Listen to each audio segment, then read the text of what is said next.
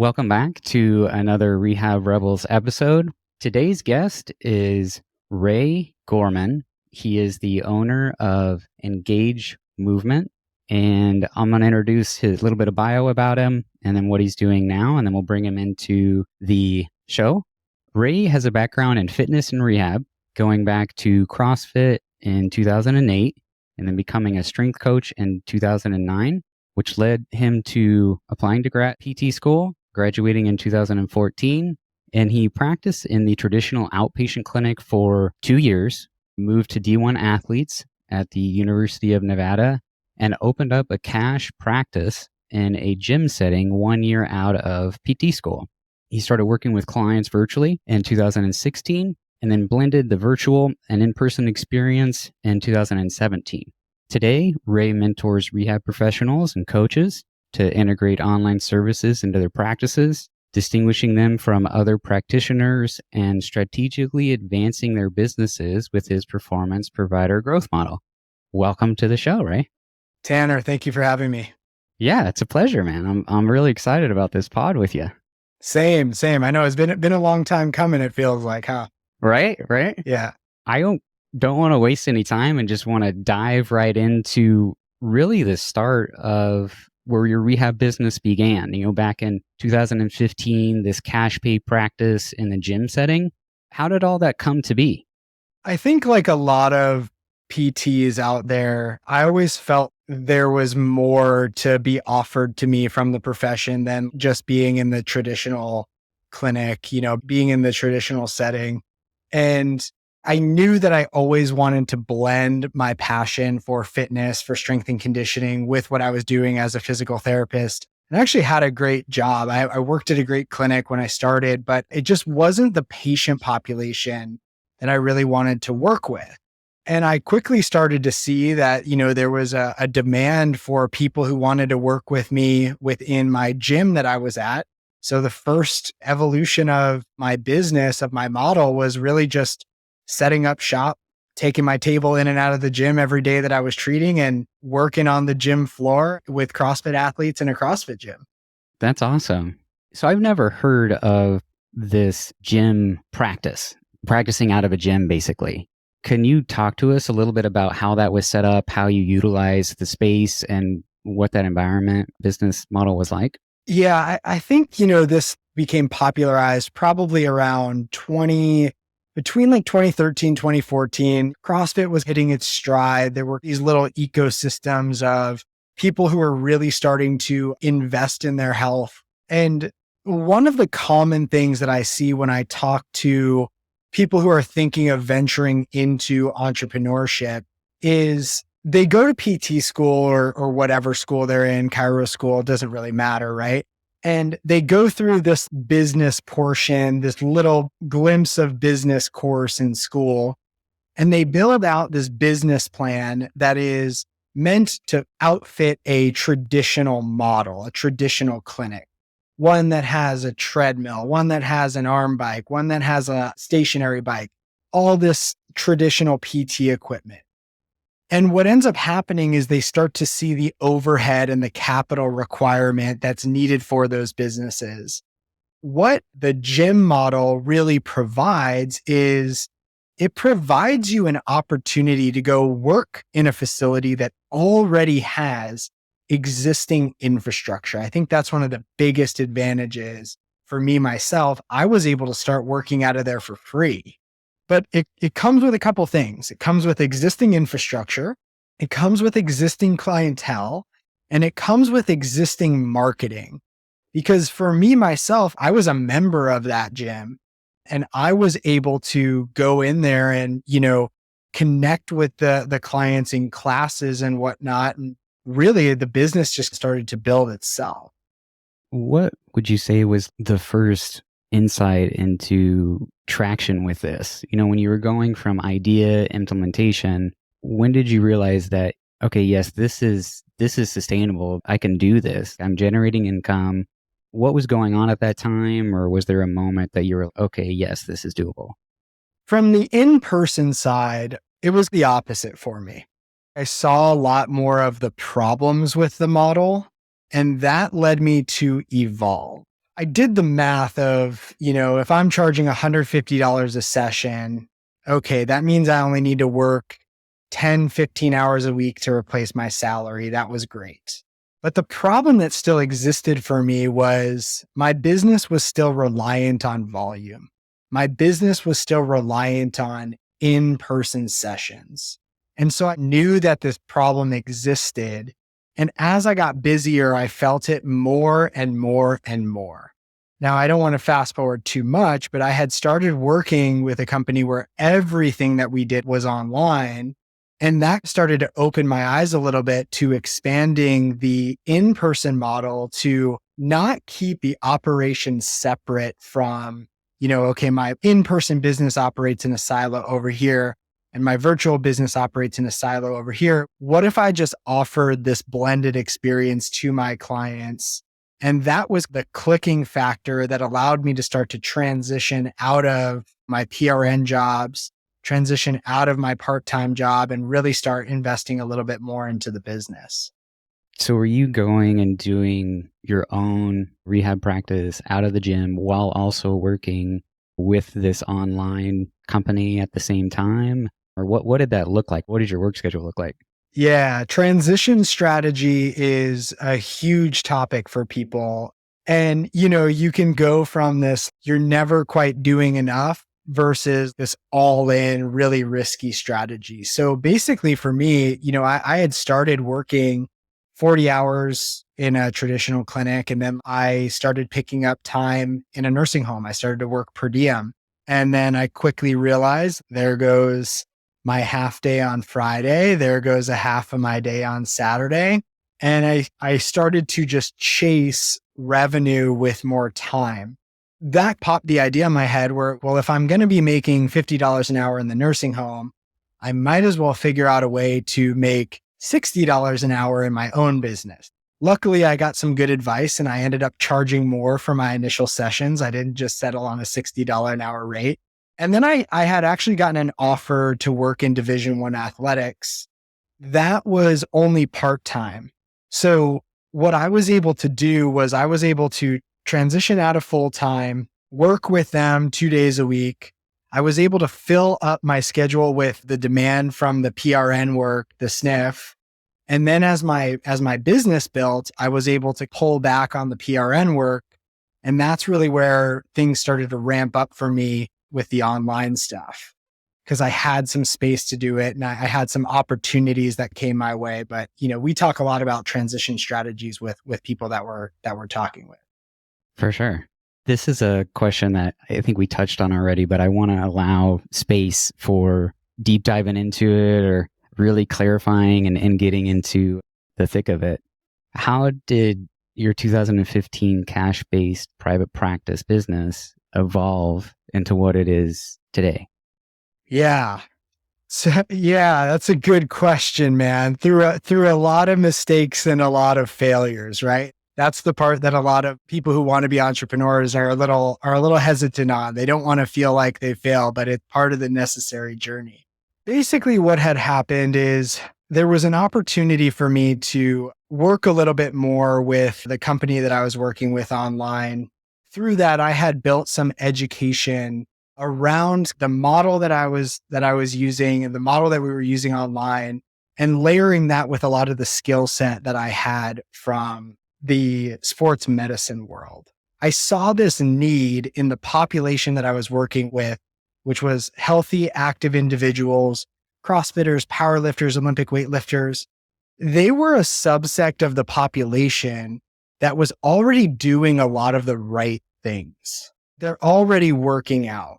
They're already investing in their nutrition. They're already thinking that they're optimizing their recovery. It felt counterintuitive for me to sell them more and more sessions that were heavily exercise based when really they just needed the management aspect of the process. Fast forward, we had then started selling a version of education to the fitness realm. And so I had really been able to put these things together. I had been able to figure out the process for me that I was testing within my clinic of what I knew worked. And that then eventually led to a point where, I was no longer working with that company. They were going a different direction of who they were trying to help. And I want to get back to my roots, working with performance clients, working with performance providers. Why don't I formalize the stuff that I was doing in my clinic that made it unique on the rehab and wellness realm? And why don't I package that into an education process and be able to teach providers not only a clinical model, but one that also operates as a business model within their facility, within their operations. And that's what's known as the performance provider growth model today. Awesome, man. How do you define performance client and performance provider? Yeah. For us, most of our clients are working with a subsect of the population that is investing a little bit more in their health than the general American. We're working with people who the stakes for them are losing their performance or losing their athleticism, are losing the benefits that going to the gym provides for them. Maybe they used to be overweight and now they've gotten into CrossFit or they've gotten into running, and running is the thing that keeps them healthy.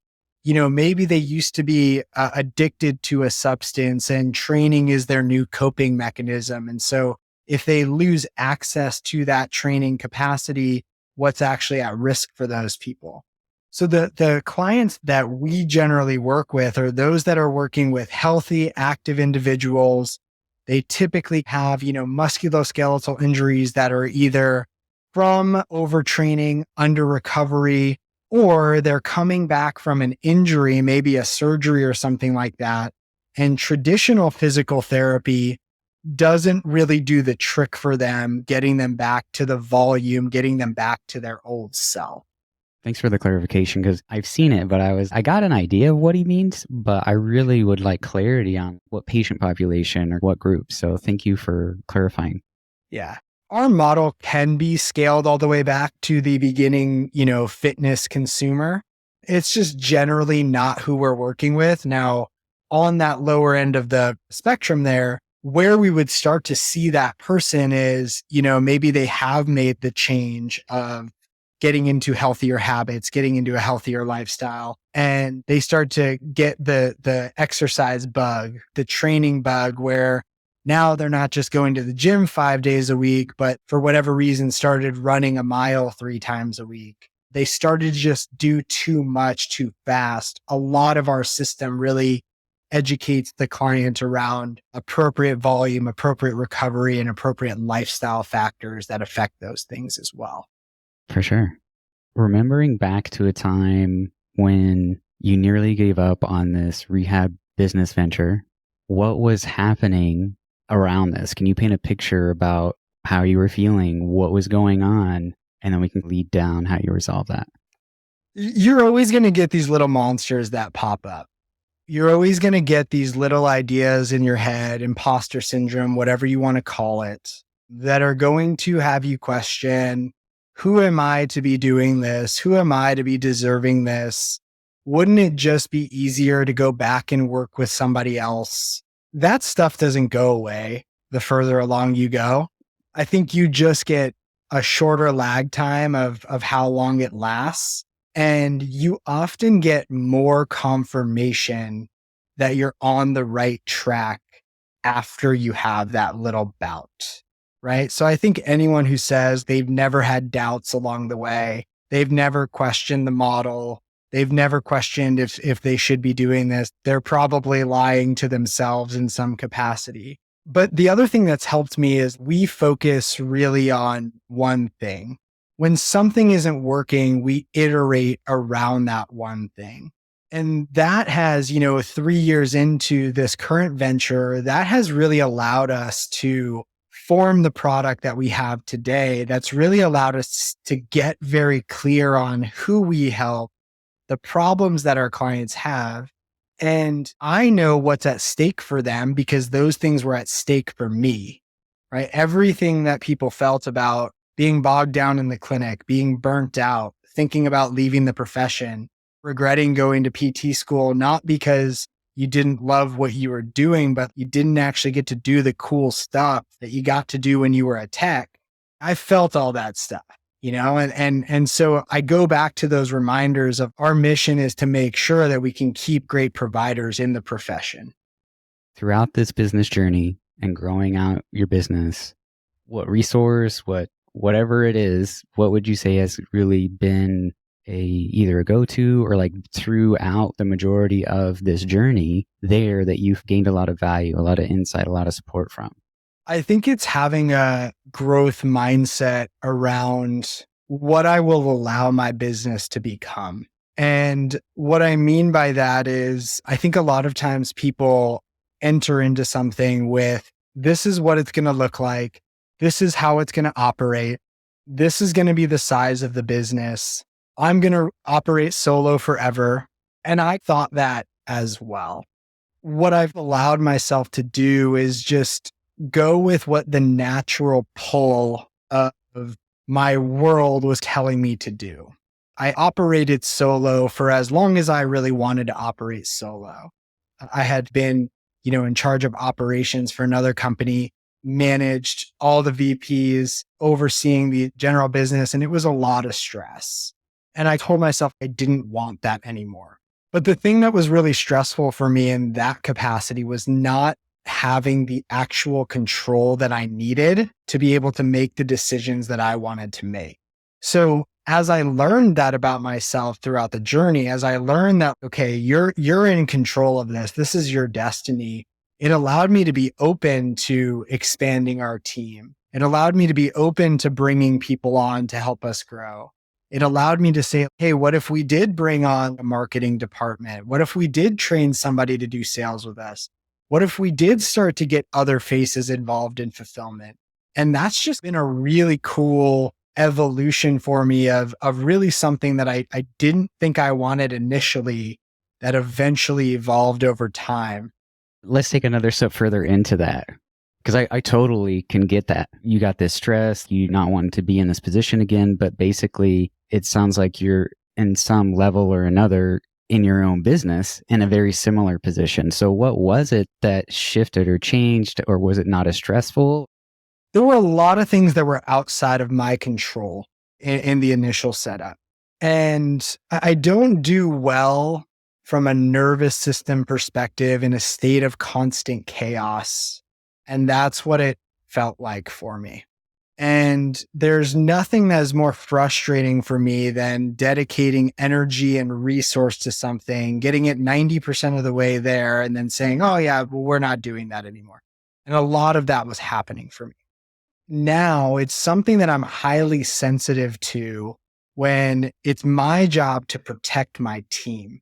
It's my job to put my team in the best position possible to succeed. It's my job to ask my team what they need to succeed. It's my job to make sure that I'm not causing problems for them and I delegate clear enough that they don't cause problems for me. And so in a lot of ways, I learned a lot of the things that I didn't want to do. I learned a lot of the things about who I didn't want to become. And ultimately that shaped me into the leader that I've become today of this is our mission. This is our offer. This is what we do. Simple, easy, clean, effective, one thing. Let's nail it and let's change the profession. Love it. What would you say, obvious to you now that maybe you struggled with in the past or in the moment of being in the traditional PT realm? Listening to what I really want and not being afraid to leave situations that maybe served me at one point, but no longer do now. I think we see a lot of people get stuck in the status quo because this is how we've always done things. That's how their parents have done it. Why would you leave your job and go do something for somebody else? Isn't that risky? You just do your time, put your head down, stay miserable, retire. No, not a thing for me. And sometimes part of our role is helping people do things that they know they need to do, but they're hesitant to do them. Sometimes it's having them question the way that they think, having them question the way that they're currently auditing the process, the way that they're viewing it. And that's really the most effective part, I think, of the coaching that we can provide is we've got to make sure that we get some of these personal things out of the way so that you can actually show up in your business. When we can get you to show up as a better person for both yourself, the business stuff starts to happen as a byproduct. I think that's just a really powerful thing that I've caught on to. I love that, which brings another follow-up question. I think we've all been in situations where you can easily look at relationships, whether it's romantic or friends that change, but we've always been in I think many of us have been in situations where it's, okay, this is no longer serving either of us, but we're going through the motions. And for whatever reason, we're not choosing to have a mutual break off and go our separate ways. And we're just keep going through the motions. So I want to use that similar framework towards owning and operating a business. So my question for you is, how do you know when it's time to keep moving forwards with your business or change, or none of it's working and you need a completely new business? How do you know when to keep versus giving up or changing?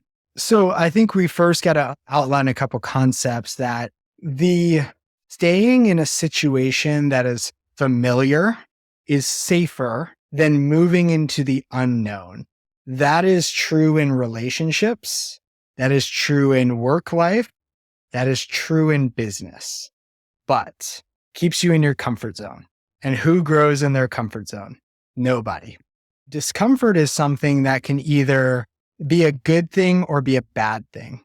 It's just a sensation before we do something, because something can be uncomfortable and good for us, or something can be uncomfortable and bad for us.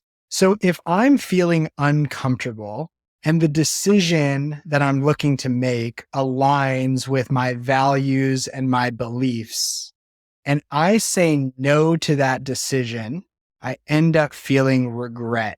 I should have done it. If I say yes to that decision, I end up trending towards growth. Now, let's flip that around. If I feel the sensation of discomfort, the thing that I'm doing doesn't align with my values and beliefs, and I do it just because I feel like I should, that takes me to a path of regret.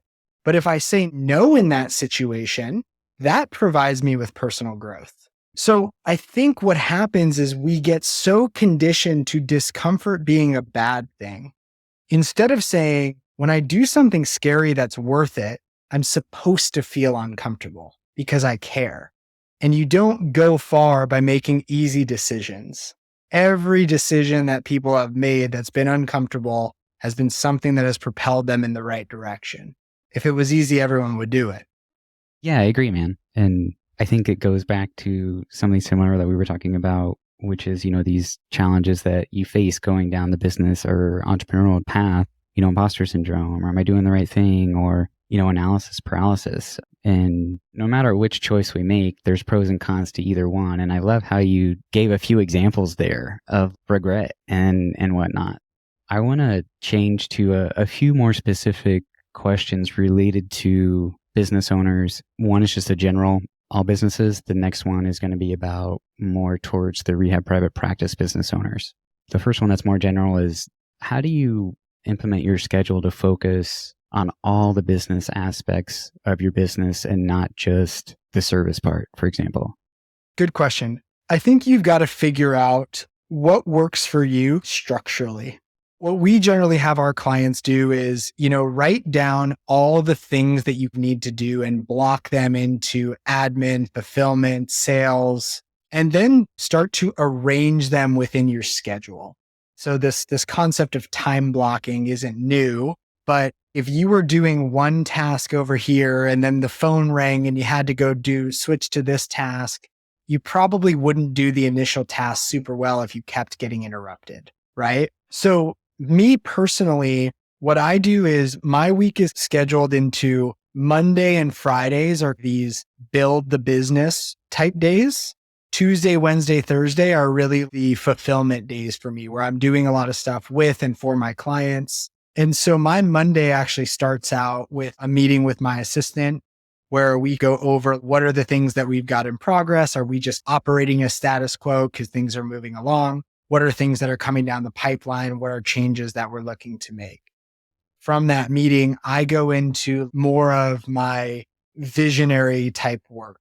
So I block out 90 to 120 minutes, and that's where I'm thinking about things that we're working on the business. I'm strategically planning what is the next quarter going to look like? What are the months going to look like within that quarter so that we can hit these specific objectives? I'm writing any of my content during that time because it is a time when I am very focused.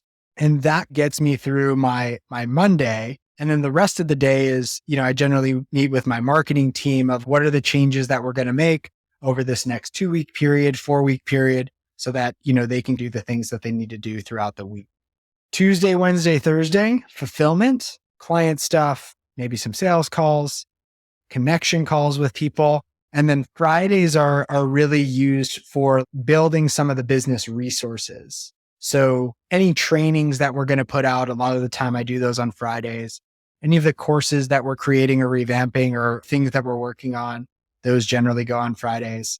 I'm typically done. My day is usually done anywhere between 4 and 6 p.m. I usually start around 10. That's when I try to start. I don't do much work at night. After I'm done, I don't really do any work on the weekends. That's not my jam, man. I've done that already. 100%, man. Something that I love about being your own boss and the control, like we mentioned before, was you get to make your own schedule, and you also get to see and serve, ideally, the clients that you want to serve, like that patient population. I think that can really help with energy levels and motivation and day-to-day stuff. Blessing and a curse, right? Because there are plenty of people who, and myself, the prior version of myself included, who don't know or didn't know how to put boundaries around my energy. And I made myself too accessible, not thinking that was a big deal. I used to have clients texting me 7, 8, 9 o'clock at night. And even if you say, don't worry about reading or responding to this till tomorrow, I still read it. It still triggers the work response in me. And what I noticed is nervous system spikes up, difficulty going to sleep, difficulty staying asleep, because now I'm already thinking about the next day. It literally kicks your body into that work mode, that fight or flight mode. So for anyone out there listening who is constantly extending your boundaries, just remember your clients won't get mad when you create boundaries. You just believe that they will. And also your boundaries will allow you to show up as the best version of yourself for those following days, because you've got to recover energetically as well. 100%. For rehab private practice owners who are interested in diversifying their services or maybe even offering products, how would you recommend going about this? When you say offering products, because that can be a wide range, what do you mean by that? So this is just an example. This is not something I'm doing. It's just something I've heard somebody they're brainstorming things. So adding additional maybe health products like CBD oils or things like that would implement into the rehab practice and what they're offering. That productization, full transparency, isn't really that physical product isn't really my realm. Speaking on it from a general sense, though, I think that it's important to layer into how that would become part of their experience. For example, I think it works really well in the gym space and the fitness space. And then I think people can take that example and work it into their practice. If you are a trainer or a gym owner that is doing fitness consults, you have a client come in, you're selling them personal training, you're selling them a membership. You could also kind of layer on, most of our clients who get these optimal results are also taking these supplements that are X, Y, and Z, fish oil, creatine. It'd be actual things that you had to believe in. Now we have a version of our offer that actually includes that, where you get this all encompassed. Oh, by the way, it also includes nutrition. I know that you said you were looking to do X, Y, and Z. Now I can actually present a solution that combos all those things. I think what happens with businesses, and this is with virtual products or physical products, it's this: if I have it, people will buy it. If I just stock the shelves with CBD, people are going to inquire and buy that. But a lot of times you have to educate your consumer around how we use it, why we use it, Why should they buy this one from you instead of going on Amazon and buying it like a commodity? You maybe want to present it with a little familiarity. We see clients all the time say, oh yeah, we have this low ticket template offer that we've created, but nobody's buying it. Yeah, why would they? We're not presenting it in a way that's valuable to them. That leads into a great question that I have that came up in the beta mastermind group for rehab private practice owners that we're going through right now. And that is this value. When you're going to increase your prices or you're going to make this sale, how do you understand and or get really the customer to understand the value that you're giving them and that you're offering them and that this price is really worth this? I think the biggest problem people have is we assume what the consumer thinks is valuable. So for example, if you told me I was getting one-on-one attention and support, I don't know that I would find the same amount of value in that as somebody who had a really bad experience with physical therapy. There was 7 other clients in there being managed. But if you ask, well, what would you be looking for from your physical therapist or from the clinic that you'd actually be working with? And they tell you, well, I'd be looking for an aspect of one-on-one support. I'd be looking for an aspect of a little bit more of a relationship with my PT. Well, now I know what that person finds valuable. So the biggest thing that we have changed in our process is instead of saying, here's all the things that make our offer valuable, we structure language around asking that consumer what they're actually looking for and why those things would be valuable to them. When you can tie features and benefits into an outcome, into a result, that makes things valuable. You get this so that you can do that. We do this so that you don't experience that. That's really, I think, what providers are missing, businesses in general are missing when it comes to talking about value. We have these pillars of what we know is valuable, but we need to make sure that we're matching it appropriately to the unique construction of that consumer's psychology. And that even goes into, I think all aspects of businesses. And it reminds me of a little bit of the Story Brand book. You're trying to figure out your customer, your avatar, and figure out where are they in the journey and how you align with them making that transformation and figuring out those details with the language that they use, what's important to them, really placing yourself where they are and figuring out how best to communicate what it is you're offering and how that's going to solve their problem. I'll tell a quick story on one of the biggest mistakes I ever made in a sales combo. I was meeting with a chiropractor and she was in a gym just like I was. I was saying one of the biggest value adds for me when we add our virtual process, what we call a prescriptive exercise program alongside the in-person sessions, was I no longer had to work with clients in person for an hour anymore. And you won't have to do that either. And she was like, I love working in person with my clients for an hour. That's exactly what I mean about making that assumption, right? I was assuming that because I had that same feeling, that she would have that same feeling, that other providers would have that same feeling. But that's just not true. So why would I say something that was valuable to me, that's valuable for maybe 80% of our other consumers, but is not the one thing that what we provide would make it valuable for them? I put myself behind the 8 ball in that position. And I think a lot of people do that. And then they get hit with what are called value objections, where the consumer's, I don't know if I'd do it. That's expensive.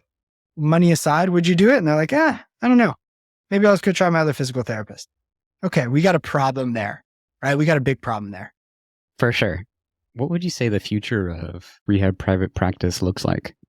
Oh man, it's evolving. I think we are going through a really big evolution right now. I think we're very early in the digitalization of the profession. And I think that there are things that are happening that are getting better, but they're still not enough. For example, in the insurance realm, we have remote therapeutic monitoring that's coming up. However, bang for buck, I just don't see how even integrating that into your clinic really even makes sense. It seems not reimbursed high enough. It seems there's too many criteria for it to really trigger where there's meaningful revenue coming through. But I think it's an acknowledgement in the right direction that providers, especially in the allied health field, need processes that are more scalable and allow us to get paid without a direct trade for time. We seem to be the one group of professions that is lagging behind in any sort of efficiency metric that's making sense for us to really elevate our earnings. So that's what I see on the virtual side. What I see on the employee side, as far as what physical therapists are going to start looking for. Keep in mind, my realm is more the outpatient orthopedic realm. I know that this doesn't apply to a lot of other facets, but I think you have PTs graduating in this generation that they want variety. They grew up with technology. They don't want to be thrown into a clinic where technology isn't a thing. They saw how efficient technology can make life. And now we're saying, oh yeah, but we don't really use technology here, only to document. You're not going to keep, as a business owner, you're not going to keep young physical therapists around for very long. They're going to leave. So what I think needs to happen is the field needs to evolve a little bit. It needs to be more open to flexibility. It needs to be open to more ideas. You're going to have providers that come in that aren't going to want to be put in a box 40 hours full time. From the consumer end, I just think care is getting more accessible, right? You've got people working with clients all over the world, helping them solve problems that in-person physical therapy couldn't help them solve. And the consumer is also becoming more educated. They're catching up with these options that are going to exclude solely in-person mechanisms. That was something that I really liked about what you were doing, is this hybrid model and implementing tech and virtual and being on that verge. I think that's exciting. What is a question you wish you were asked more? Why are you doing this? You can look at that from a micro perspective, or you can look at that from a macro perspective. And you can almost use it as a decision-making filter of, I've got to be able to answer those questions. I think that that's something that was ingrained in me in PT school. There's no wrong intervention. There's just, why are we doing this specific one? We tell our clients all the time, there's no wrong exercise that you select. Every exercise corrects something. But I think a lot of times we do things, we add volume, we add tasks, we add things to our plate, and we don't actually know why. If we ask that question a little bit more, we'd start to protect our energy a little bit. We'd start to get more clear on why we're doing the things that we're doing, how we're doing the things that we're doing, and we'd be able to put the right amount of resource into it as well. So, Ray, why are you doing what you're doing, man? Because I see a big problem in the profession, and I experienced it myself. And I see something that is outdated, and I see something that has so much potential to help people, but we are positioned very poorly in the market. We're not really known well for what we do, right? When you tell somebody you're a physical therapist, they say, oh, so what do you, like, stretch people? No. You give them massages. Yeah. Oh, cool. I got to come see you for a massage, right? We're not known for getting people's lives back. We're not known for protecting people from the downside of losing their fitness. We're not known for having somebody come to us and ending up further along in their performance than when they started, even if they had an injury. And in a lot of cases, we're just shooting ourselves in the foot because we can't control a lot of the things that dictate our profession, like reimbursement, the rules around seeing clients and what you can be reimbursed for. And so we do it, like I said, man, to make sure that there is a mechanism for PTs who want to use their $150,000, $200,000 skill set that they invested in and not leave the profession to make more money. That's why we do it. I love that, man. Ray, thank you for coming on the show, man. I really appreciate your insights and sharing your experience and your stories. Yeah, thank you for having me, man. Anytime.